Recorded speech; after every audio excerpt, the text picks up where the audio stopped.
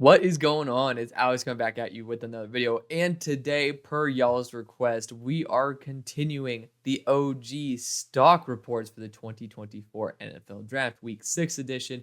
If you are new, feel free to like, comment, subscribe. We are on the way to 10K, so would love for you to jump on the train early rather than late. Whenever's fine, but we might as well get on now, right? So let's have some fun. Feel free to follow me over and all the other links as well in the description. Twitter is where I'll be at most of the time.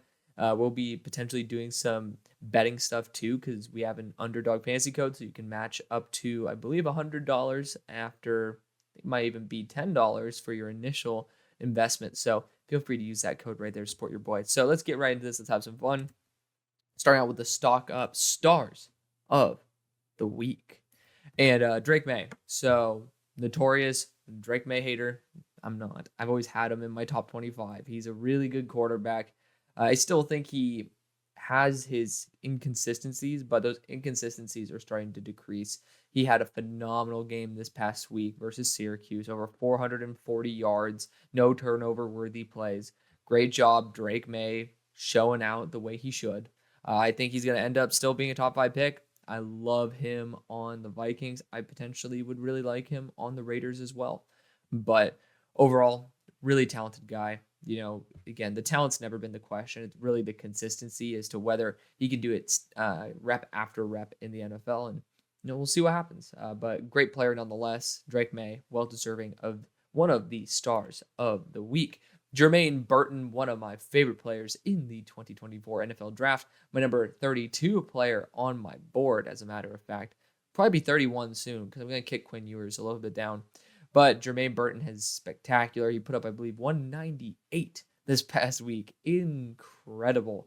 He's just been silently one of the best receivers in college, and nobody's really talking about him, but he should be in consideration for the first round. He probably will get some extra hype towards the end and end up being a second-round pick. I think a team that's looking for extra receiver help, i.e. Carolina, would be a great spot for him to go to, but nonetheless, I think that he'll end up being a top 100 pick. Maybe not much higher than that, and that's going to be a shame because he's going to be one of those steals that we're like, how did he not go in the first round? And you know what? Perfectly fine. Whoever gets him is going to have a great receiver. Hopefully it's my Steelers, but we will see. Jacob Cowing is next. They faced the vaunted USC defense. It's not really that vaunted, but they actually brought the game pretty much down to the wire. And you know what? This dude put up 4 touchdowns. I love it. He has really good after the catch ability. I have the dream fed the Eagles here. The more I think about it, it's a solid fit for sure. I'm not really going to complain about it, but maybe I would prefer a deep threat for the Eagles. Cowing is just, again, he is my number 33 player on my board right now. I love him and Jermaine Burton, neck and neck. They're incredible. Both of them are my guys in the draft. Both of them are showing out. Spectacular players. You could, again, Dream Fit's not something you should take that seriously. It's fun just to toss in there, just to have another talking point. But, he's definitely lighter, but he's just super dynamic as a receiver. And after the catch is incredible. So super huge fan of Jacob Cowing. He's continuing to let Arizona be a legitimate contender. And they've only lost 2 games against 2 top 10 teams with 1 score, less than a score. So, again, something to keep your eye out on because that Arizona team, there's something working there for sure. Now, the rest of these stock ups of the week, we got Colin Oliver. He's been pretty much a resident of this. He's a linebacker at Oklahoma State. I think he put up 5 pressures this past week. He's been putting up pressures after pressures after pressures from the linebacker spot too. He's not even a pure edge. So, good for him. Again, he's a statistical beast, but maybe not necessarily NFL-wise. You got Marshawn Lloyd here, 10 forced missed tackles on 15 carries. Pretty spectacular, and one of the main reasons that they were able to win. We'll talk about his buddy there at the QB position very soon. You got James Williams and Bo Frailer, both safeties, one out of Miami, one out of Iowa State. James Williams got a pass breakup and an interception. Bo Frailer got 2 INTs. We love that. So good for Bo. I'm a huge fan of the Iowa State secondary. They just always do such a good job producing talented guys. This past draft, I'm forgetting the guy's name, but they had another safety that came out who is a pretty talented dude. But James Williams has been one of my favorite players since his true freshman year. 6'5", 224 pounds, just like a really well-versed guy, and he's been falling down people's draft boards because he's not as flashy as the guy across from him in Cameron Kitchens, but this guy is every bit as talented. He's a really good player. JC Latham, one of the guys who I'm not super over the moon about because of the fact that he does give up early on a lot of reps. He's moving up because he's been playing phenomenally. I will say I still see him giving up early on reps. I think it's getting a little bit less frequent, but I mean, when you block 80% of the play very, very well at almost an elite level, and then your quarterback runs by you and you just stand up still, and then your quarterback gets hit by somebody, and then the guy that you were blocking goes and hits your quarterback as well. Now you're adding an extra hit there that's unnecessary because you whooped the dude's ass on the rep. I'm hoping that he goes 100% for 100% of the rep.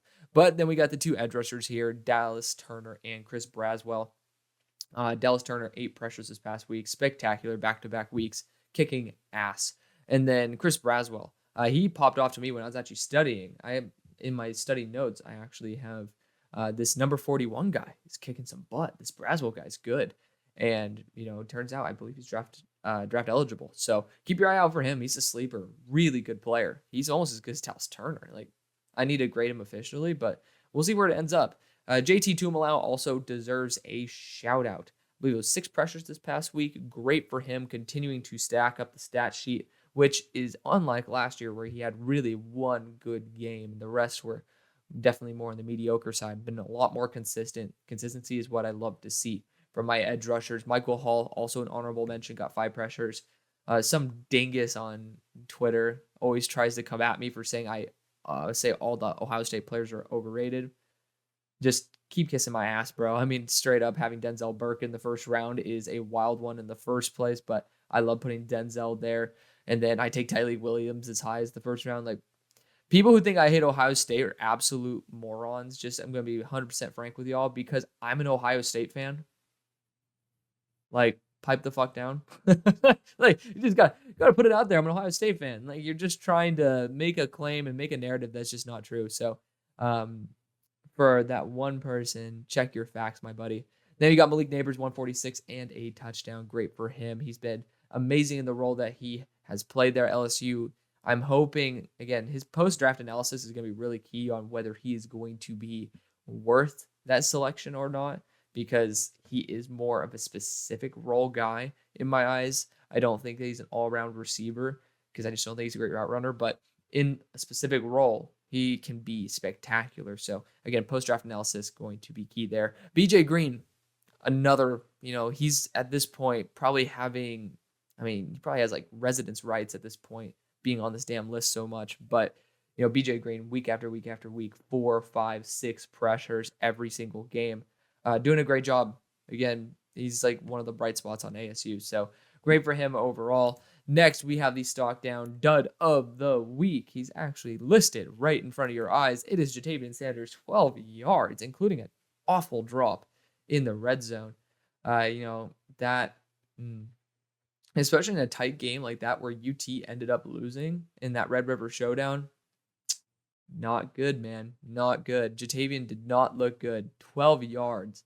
For someone who I still will think will go round 2 because this tight end class is complete butt cheeks. And thank you to my buddy Chris for pointing out it's Mitchell Evans, tight end out of Notre Dame. If he ends up coming out this year, he will be my second best tight end because not many people can get above Brock Bowers. I don't think anybody can. But he will be clearly the number 2 tight end. Ja'Tavion Sanders, he has some games of excellence, but his inconsistency is irritating to say the least. I hope he ends up continuing to get better and better, and we'll see where that ends up. But, I feel like he could fit a Chase Claypool role pretty well, and we'll see what happens there in Miami with Chase. But the rest of the stock down list, we'll save Caleb for last, save the best for last. Julian Pearl let up a couple pressures this past week. He's just been a little bit too inconsistent in terms of the pressures he let up. Javon Foster, he's been playing well, but again, 2 pressures allowed. For someone who I have considered as a second-round player, I want you to be able to, at max let up 1 pressure, but he's been doing it 2 pressures here, 2 pressures there, a little bit too consistently poor. Bryce Foster, that should not be green. Damn it, Alex, I knew it. Bryce Foster at Texas A&M, that should be red. He let up 4 pressures a week. I'm not a huge fan of him in the first place. I had him as a UDFA grade, and I know some people, even close to me, have had him as high as the 3rd round. So I don't really think he's a talented player. I think he's super duper raw, and then the statistics are trying to show it. Now we have Chris Jenkins, 6 pressures, 85 reps, pass rushing reps this entire year, which is oddly very, very low. Well, of course, they've been blowing people out, so probably that's why I pause. But the buddy across from him, I'm forgetting the name off the top of my head, has been performing way better. So I don't like the fact that Chris is being outperformed by somebody who is, relatively newer to the position. But excited to see how that player does. Howard Cross, I did not mention him here, but since we got the Notre Dame guys, did not have any pressures, but he's still a talented player. He's just somebody who's getting a lot of credit for the amount of pressures he generates at 280. It's a little bit intriguing to see that, but did not list him here. Wanted to mention him anyways because we got both of the tackles, Joe Alt and Blake Fisher. Both of them let up 3 pressures respectively. Not a fan of that, for obvious reasons. Joe Alt has seemed to regress a little bit. It was one of those issues I had with him coming out, with him not being super assertive and very powerful. I feel like he could have been, brutalized by certain edge rushers, and you guys like Ashton Galote. All 3 of those edge rushers there for Louisville, incredible players. Number 15, I think his number is on another level. Like, it's a guy who I genuinely have on my watch list. So very excited to see where that is going to go. But yeah, both of them had their struggles respectively. Both of them still amazing players, but they're not flawless by any stretch of the imagination. Rocket Sanders is next, 1.8 yards per carry, no missed tackles forced. Oh, come on, Rocket. Like, he really should be a lot better than that. I'm going to have to dig more into that tape then because I just don't understand it. He didn't have that many reps either. Then you got Leonard Taylor there, 0 pressures versus Georgia Tech. That's the only reason he's really there. Still been phenomenal all year long. Just had a little bit of a wake-up call. That was obviously an atrocious game. I don't know what the hell the coach was doing. Cheers to Georgia Tech for being able to capitalize on a stupid fumble. But Tyler Van Dyke, 3 interceptions, 4 turnover-worthy plays. Just not good, man. Not good. You can't do that. It's one of the reasons the team lost, regardless of the fumble. You put Georgia Tech in a position to win when you throw 3 balls to the defense. And then last but not least, Caleb Williams still performed very, very well. Scored, I believe, 4 touchdowns, but had 2 turnover-worthy plays, 0 big-time throws, and 2 fumbles. 4 turnovers, pretty much. Like, I guess 4 turnover-worthy plays because you have the 2 fumbles and the 2 turnover-worthy throws. And then, at least he capitalized with the legs. Obviously, he's still the best quarterback we've probably ever seen. He's been able to overcome some adversity for sure. And even though it was a close game over the past couple of weeks, it's not just because of the offense. I don't know what Arizona has been doing, but they've been able to, pump the brakes on quite a few talented players. So overall, again, there's not really too much shifting going on right now. There's nobody who's blowing it out of the water, maybe except for some of these gems that I love. But, again, this has been a kind of relaxed week. It's nice to see Caleb Williams face some adversity for once because now we get to see how he bounces back. So thank you so much for watching. See you on the far side. Peace.